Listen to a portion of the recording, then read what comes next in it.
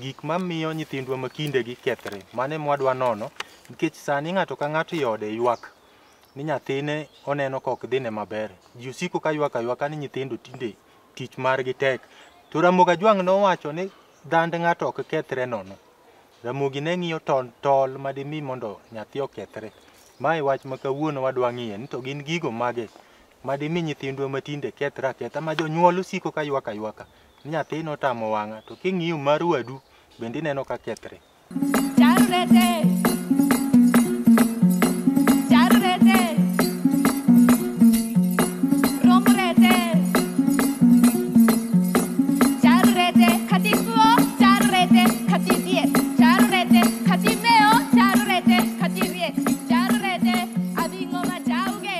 Achiel kachiel nyakwa Ramogi Ajwang' wadwa dhi twak.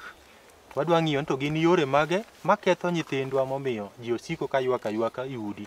Nyathino timo kama to kiromo gi wadu bende ywak. Nyakwa Tao, gik mamiyo nyithindo kethre thoth. To wachak kod weyo kitwa kod timbewa. Adwa ni lere nyikwa Ramogi ni weyo kido kod tim ni ere kaka orocho nyithindo. Wuod Nyakabilo penjo maber ka anyiso nyikwa Ramogi Ajwang' gima rach ma ji yudo koweyo kido kod tim. Ing'eyo ni kido kod tim no ema onego bed na pimo ni nyikwa Ramogi Ajwang' mondo ong'e ni gino en ang'o. Kido kod tim ni en ema Nyasaye ochiwe kuom ng'ato ka ng'ato kaluwore kod kama onyuole miluongo ni oganda monyuole. Oganda no Nyasaye nomiyo teko mar juogi. Juogi en miluonge ni kit jomoko kod timgi.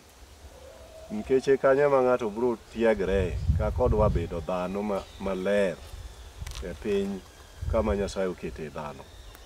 Maka onyuole kama kata seche ma pok onyuole ma min mare pod oting'e e ich.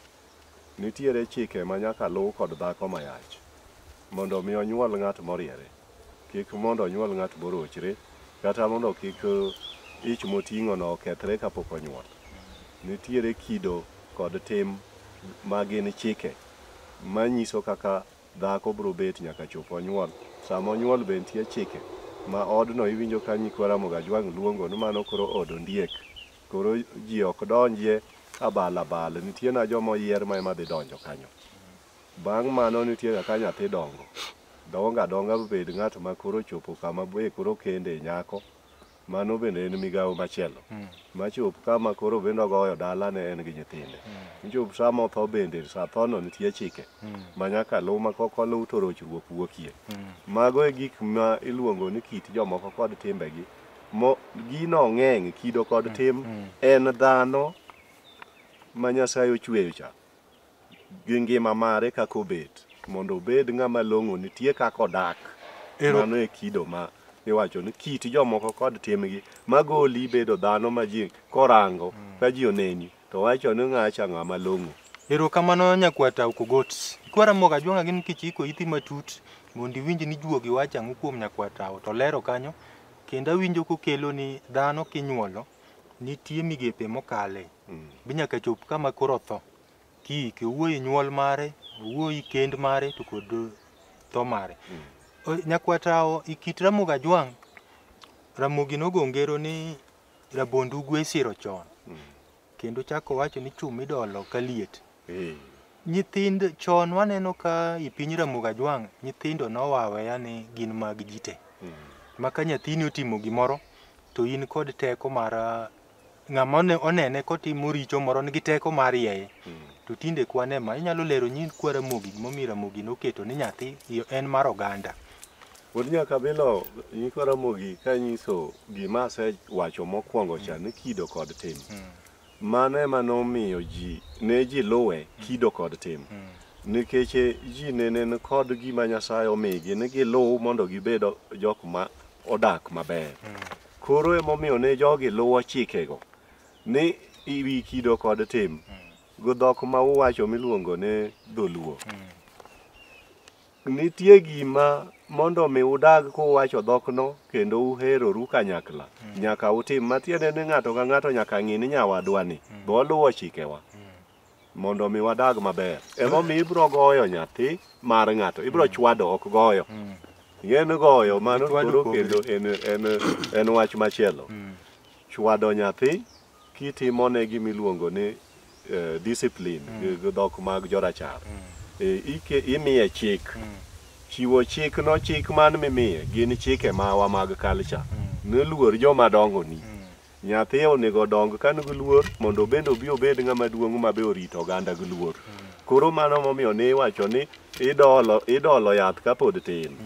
Kapod otin cha iketo ga chikego kuome mondo mi odong ka en gi chikego obed gi luor mar oganda kaka oganda odak gi hera i gweng'. Erokamano nyakwata Ukogot. Kwa Ramogi Ajwang' ageno winjo ka Ramogi Ajwang' ne rieyo nyithindo katindo. Winjo ka nyakwata utemo mule, nyathi ne en mar oganda.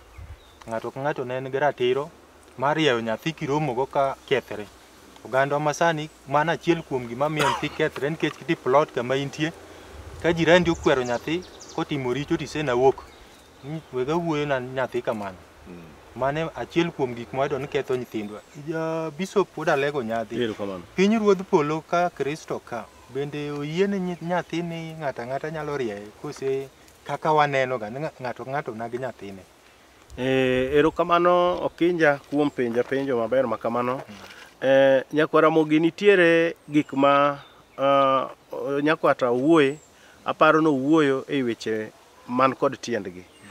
Mokwongo piny ruoth ma Okinja openja en mana wach achiel mana bende pod anyalo mana medo siro ni anyalo kelo ni Okinja e thuolo mokalo kata wan kwa donge gweng' kapod watindo nyi nyalo nwang'o ni kani idhi romo kata gi jaduong' to jaduong' no nitiere style mani idhi rome kode. Kineno ka jaduong' biro ni makori ng'ano ma en ng'ama duong' to nitiere gik mamoko kata kaki compose ngimani e wuoth midhi rome kode nitie kaka ni wuotho mbele ne manyaka an okal makosekalo kigo machiemo bineno kosedhi to koro akinyalo timo mano ei thuolo ma samwa wuoyeni. Sani skul olor, adwa kelo example maber mapiyo kabisa. Skul olor, nyithindo tugo kabisa. Ibro nwang'o ni kata mana area kata plot miwuoye kama ji odakie no nyithindo moko ogudore 5-10 gigo mpira. In iwuon kata mani plot midake cha ibro mana kalri kod nyithindo gi bendo kiging'eyo kata ni jaduong' moro biro kata ng'ato moro biro kata ng'at moro maromo kod janyuola biro.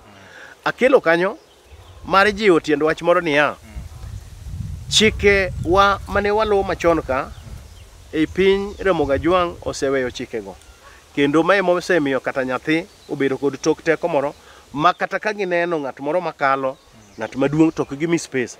Mae ema nyalo kelo e paro moro mar duoko niya, nyaka e lamo mar Nyasaye, e warok mar Nyasaye mwalamo ni wan bende pod waneno kamano bende pod obedo challenge maduong' kabisa nikech kata ibed ng'at mowar Okinja kaka koro an taneno ka nyathi timo moro marach adwa kawe e thuolo moro machon nikech wan kane watimo tim roma kod ng'ato kodeyore ne baba ni kata watini to nwang'i kitimo tim majende ke tim ok ber to ng'ano ne kawo ke lweti modhi kodi mapono boke machwadigo kabisa mochwadigo kabisa. Bishop, wach Kristo boyie ni nyalo chwad nyathi. Kristo muma wacho ni nyaka chwad nyathi. Nikech ka ok ichwado nyathi tichalo ng'ama koro ok dware ne future maber. To awinjo kanya kwata okelo kamoro kanyo maber. Gocho to kod chwari ng'en gocho to mano koro chal ng'at moro makori kethe. Ihinye. Idwa no dhi hospital. Lakini chwato emomiyo ineno ga ka iromo kod janyuol to oneno ka gimi setimo gimoro marach. Ok odewore ne watni.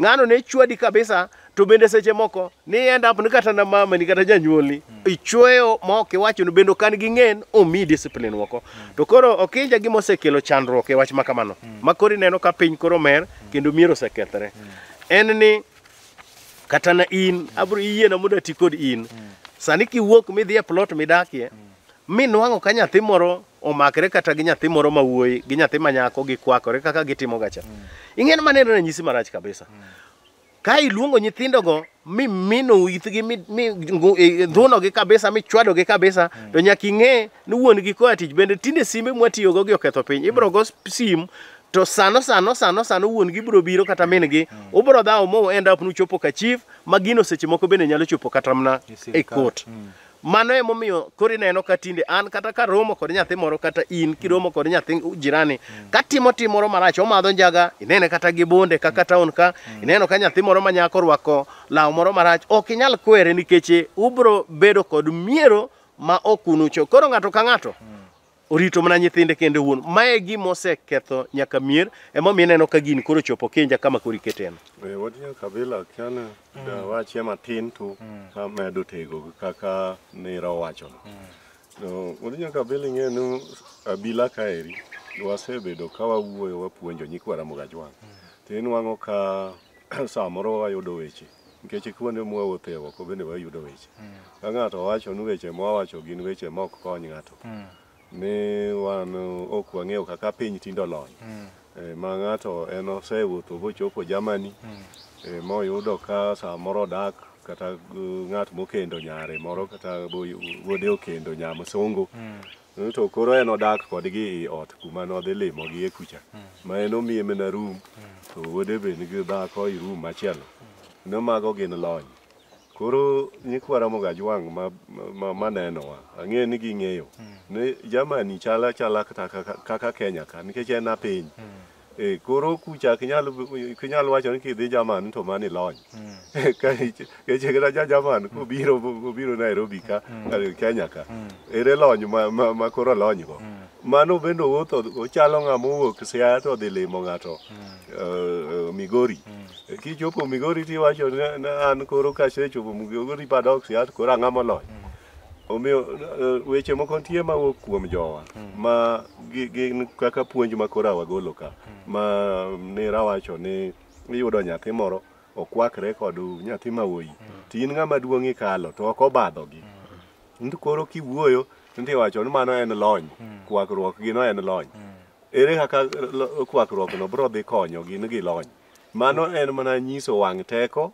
fuwo mathoth ma onge luor ma en kod koneno kata ng'ama duong' kakalo keja piny ni luor gimiluongo ni luor en gima miyo dhano bedo dhano ok inyal bedo ng'ama oke erokamano nyakwata Okogot kenda ng'iyiena mondo amed mana kama okewa wachoni mana e point mowuoye mar piny molonyno adwa medo kamoro bende ni ing'eni kethruok mar kudak e ot sama udak e ot nyithindo ma unyuologi onego bed ni gineno chik maru mar dak dhako gi dichuo e ot ka gimoro tindo biro mar lony ma okewa nyakwata wuoye ni kisungu luonge ni hugging dholuo cha kiane ni kwakruok no ting'en wan gi dholuowa ma mwalo piny ma nyakwara Mogegot kucha mar juogi cha wan ne wang'eyo ga ni kiwinjo ka ng'ato kwakre gi nyawargi to mano gimoro nitie motimre kanyo e dhog muma mano richo moro notimore to koro kwakruok no en hugging gi dho